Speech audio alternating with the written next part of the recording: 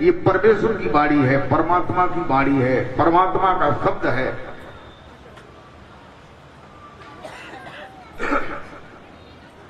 जिसकी किरण शरीर के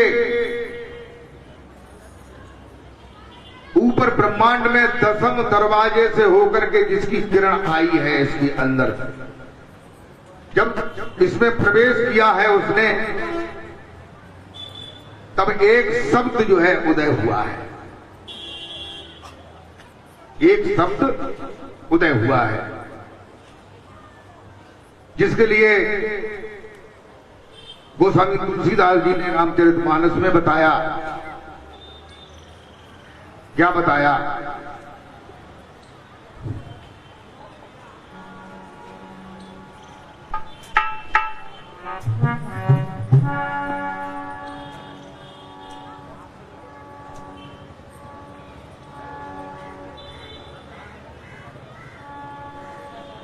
गोस्वामी तुलसीदास जी कहते हैं,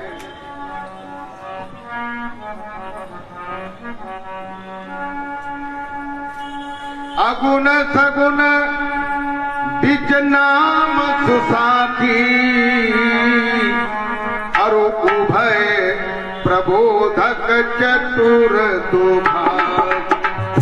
अगुण सगुण बिच नाम सुसाखी, उभय प्रबोधक चतुर दुभाग।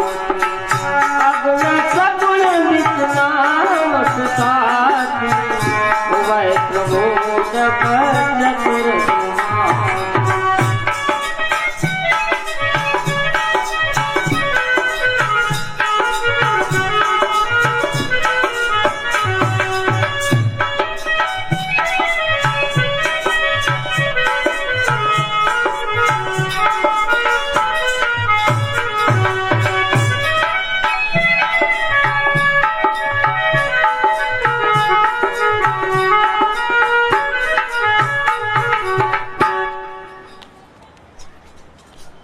गोस्वामी तुलसीदास जी कहते हैं कि उसी अनुपम वाणी से, जो अनुपम वाणी में जो शब्द है वो कैसा है? धुनात्मक है, धुन आत्मक एक धुन है। उसी की किरण शरीर के अंदर प्रवेश की है तो सबसे पहले ब्रह्मांड में आई है और ब्रह्मांड के बाद फिर पिंड में आई है। ब्रह्मांड में जब आई है तो कहते हैं, एक छत्र इक मुकाट मड़े, सब वर्णन पर जोय। एक छत्र एक मुकुट मड़े, सब वर्णन पर जोय। एक छत्र एक मुकुट मड़े, सब वर्णन पर जोय।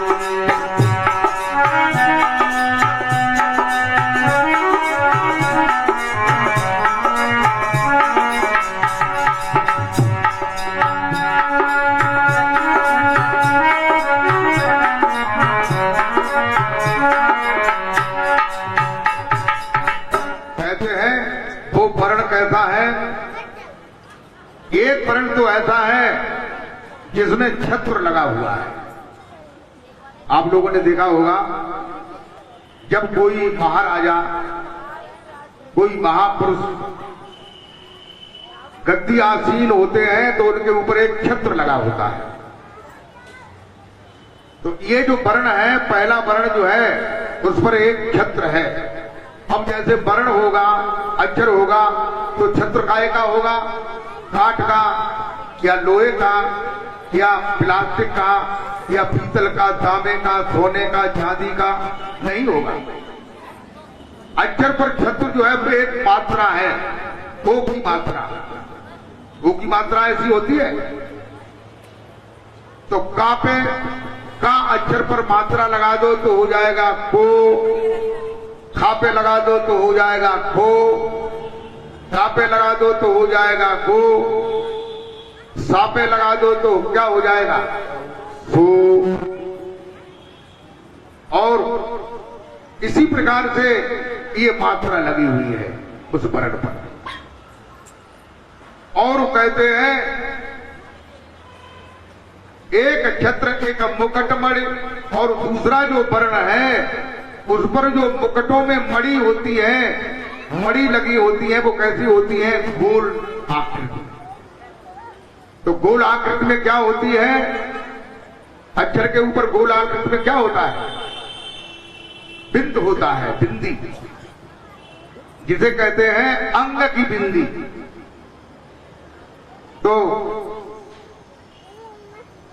का पर अंग की बिंदी लगा दो तो हो जाएगा कंग,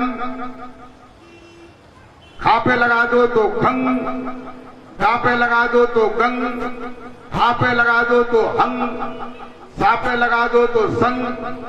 इस प्रकार से ये गोस्वामी तुलसीदास जी इशारा कर रहे हैं।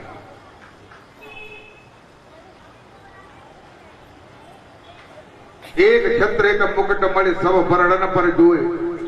सब वर्णन पर जोए का मतलब क्या हुआ? जितने भी वर्ण हैं आ से लेकर के अंतिम ज्ञा अक्षर तक, सभी वर्णों को उत्पन्न करने वाला ये शब्द है। इस शब्द से ही श्वास उत्पन्न होती है, श्वास से ही वाणी उत्पन्न होती है, वाणी से ही भाषा उत्पन्न होती है, भाषा से ही अपने विचारों का आदान प्रदान करते हैं, और भाषा से ही ग्रंथ लिखे जाते हैं। कोई हिंदी में, कोई संस्कृत में, कोई अंग्रेजी में, कोई उर्दू में, कोई अरबी में, अलग अलग भाषाओं में ग्रंथ लिखे जाते हैं। सबका मूल कारण जो है शब्द है।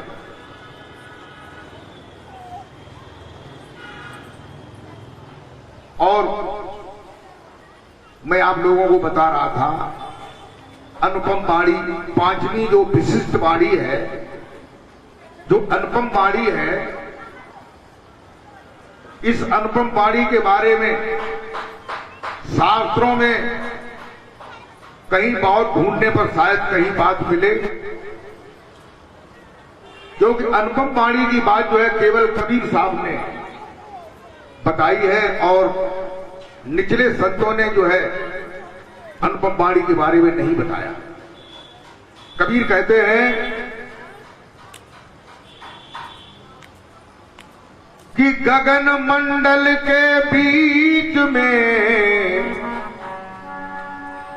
बिना कमल की छाप, गगन मंडल के बीच में बिना कमल की छाप, गगन मंडल के बीच में बिना कमल की छाप।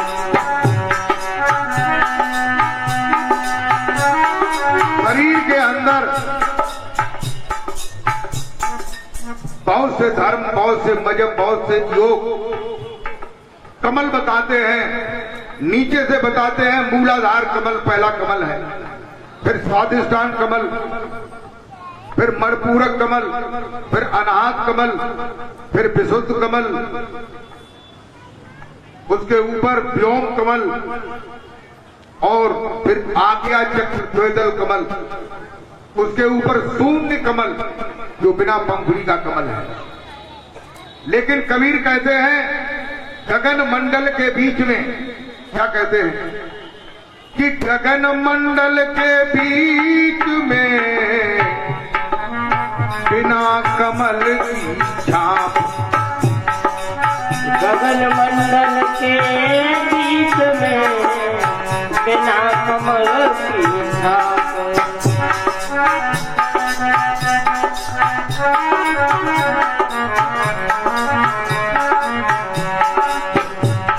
अरे पुरुष अनामी, पुरुष अनामी रम रहा, नहीं मंत्र नहीं जाप, कबीरा नहीं मंत्र कहाँ जाप।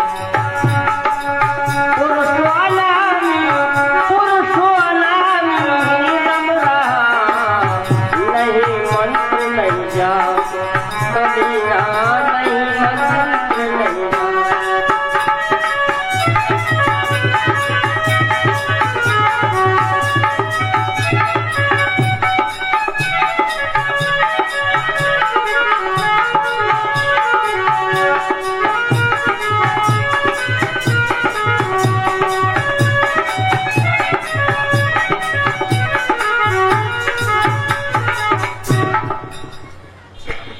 कबीर साहब कहते हैं, जो अनुपम वाणी है उसके बारे में मैं बता रहा हूं कि गगन मंडल के बीच में बिना कमल की छाप, यानी जो गगन मंडल है, जो आकाश है, जिसमें सूर्य, चंद्रमा, पृथ्वी, मनुष्य, नर, नाग, पशु, पक्षी, गंधर्व, पितर, अरियमा, देव, धनुष, मानव, पर्वत, नदियां, वनस्पतियां, 5 तत्व, 3 गुण, ब्रह्मा, विष्णु, महेश, दिग्पाल, कुबेर, चित्ररथ, ये सब जिसमें भरे हुए हैं, ऐसा जो ब्रह्मांड है, ब्रह्मांड, ऐसे अनगिन ब्रह्मांड जिसमें भरे हुए हैं, ऐसा जो गगन मंडल है, उसमें बिना कमल के, बिना पाणी के, बिना अक्षर के शब्द हो रहा है, अनुपम वाणी हो रही है। वही अनुपम वाणी, वही शब्द जो है मुक्ति का हेतु है, मुक्ति को प्रदान करने वाला है। बोल जयकारा बोल मेरे श्री गुरु महाराज की जय। अब भक्त लोग ये सोचते होंगे कि ये मुक्ति क्या है, दिमाग में प्रश्न आता है कि नहीं? आप लोगों के आया कि ये मुक्ति क्या है और हमें मुक्ति की क्या जरूरत है? हमें तो बच्चों की जरूरत है, अनाज की जरूरत है, सब्जी की जरूरत है, कपड़े की जरूरत है, रोटी, कपड़ा और मकान है, खाओ पियो रहो शान से।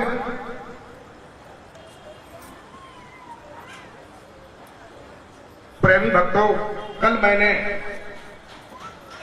बंदा के बारे में बताया था, शायद आप लोगों को ध्यान हो। ये बताया था कि ये जीव जो है, जो परमेश्वर है, जो सत्पुरुष है, उन्होंने जब अपने को अकेला देखा तब उन्होंने संकल्प किया कि मेरे जैसे बहुत से हो, सृष्टि हो, अंड पिंड ब्रह्मांड सब भर जाए और वे लोग अपना कर्म करें और कर्म का भोग उनको मिले और मेरे सभी कर्मचारी जो है उन पर शासन करें, फिर मैं उस चीज को यहां से देखूं। ये क्या है? बंदा है। बंदा का मतलब बना हुआ है। तो कल मैंने बताया था, हत्या महामाया ने 5 तत्व का शरीर का पिंजरा बनाया, जिसमें इस जीव को बंद कर दिया, बंदा हो गया।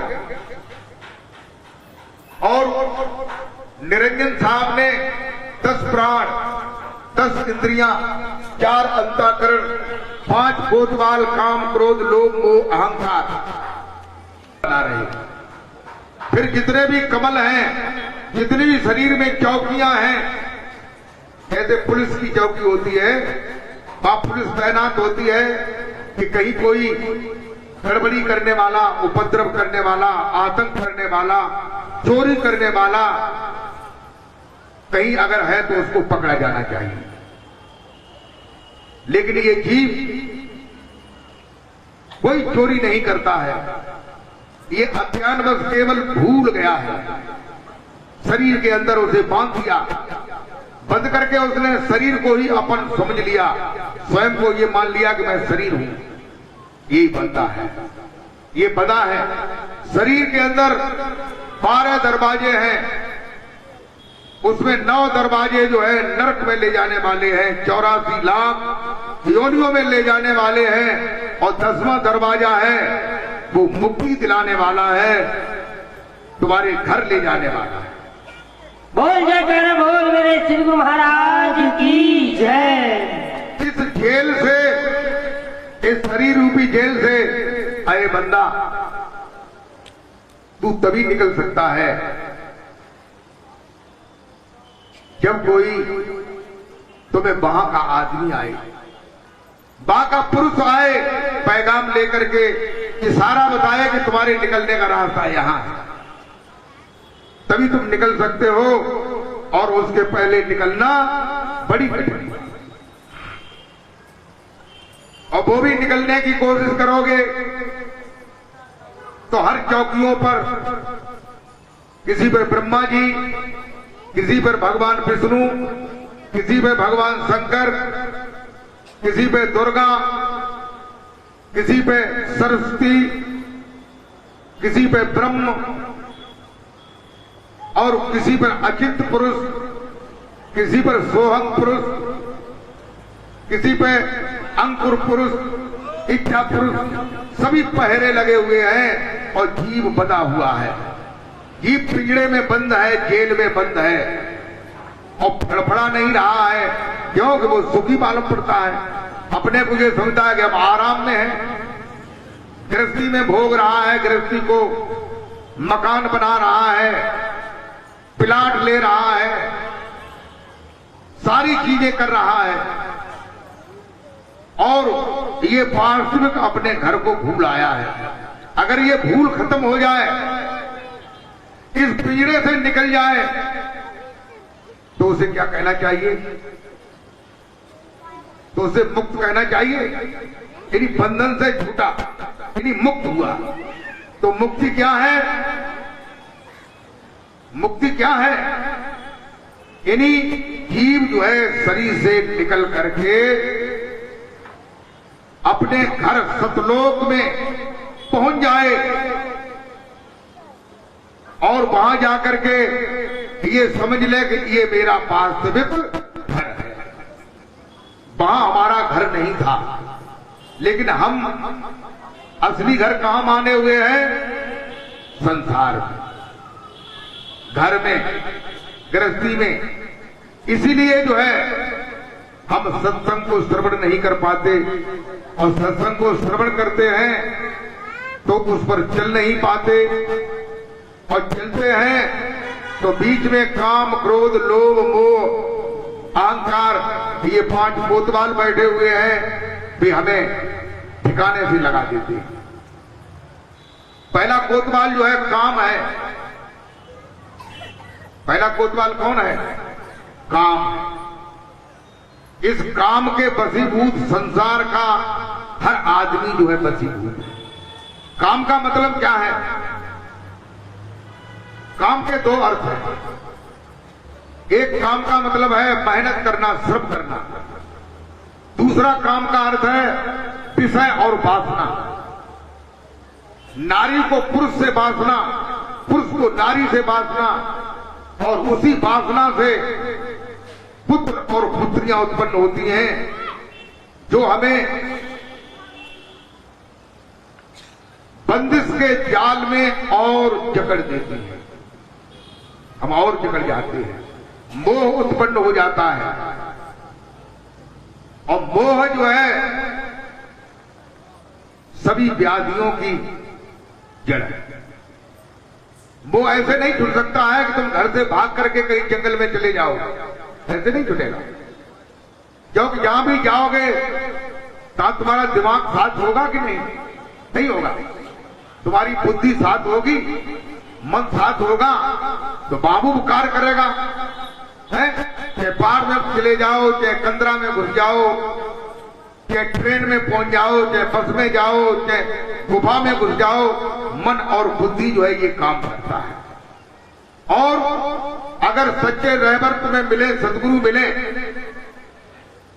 तो आप भीड़ में हो, बाजार में हो, वही बाजार में बैठ करके आप इस संसार से, इस अंतःकरण से कुछ देर के लिए अलग हो सकते हैं।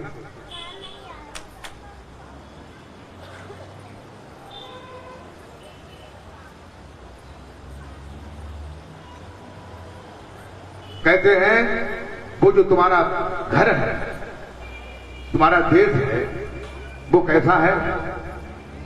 कबीर साहब कहते हैं कि बिन पामों की राह है और बिन बस्ती का देश।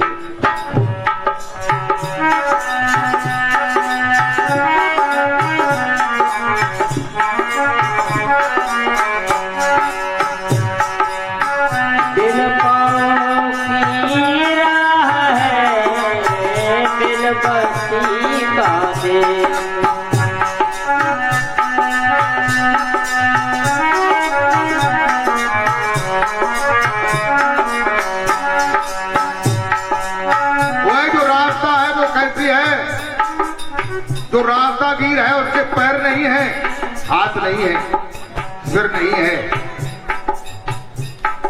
शरीर नहीं है, लेकिन वो है शरीर को धारण करने वाला चैतन्य आत्मा। और वो ये महसूस भी करता है कि मैं जा रहा हूं, मैं देख रहा हूं, मैं समझ रहा हूं। कहते हैं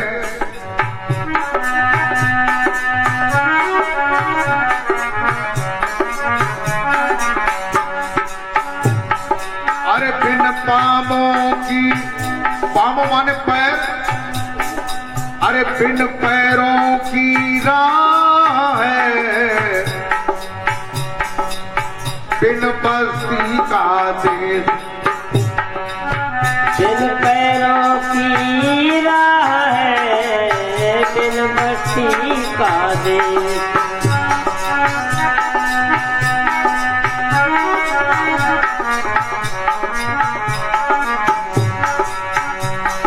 अरे बिना पिंड का, अरे बिना पिंड का पुरुष है, कहे कबीर संदेश, कबीरा कहे कबीर संदेश। बिना पिंड का पुरुष है, कहे कबीर संदेश, कबीरा कहे कबीर।